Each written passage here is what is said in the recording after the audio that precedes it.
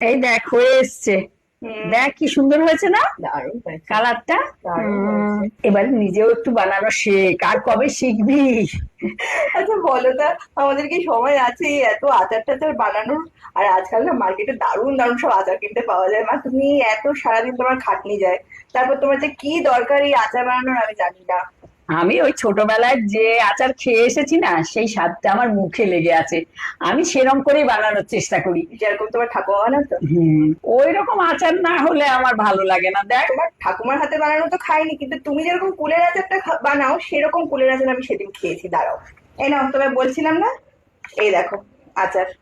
এই আচারগুলো টেস্ট করে দেখো, জল খাবারের। ও মা, জলপাইয়ের আচার? হ্যাঁ। আর এটা কি? এটা হচ্ছে চালতার চালতা। আচার? হুম। আর এটা আর কুল। কুলের আচার প্যাকেজিং গুলোও ভালো, ফলে টিকবে আশা করি। হ্যাঁ, ঠিক। কুলের আচার একটু খেয়ে দেখি হ্যাঁ, কেমন।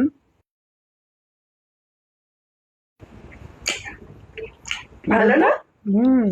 একদম তুমি যেরকম বানাও সেরকম স্বাদ। হুম।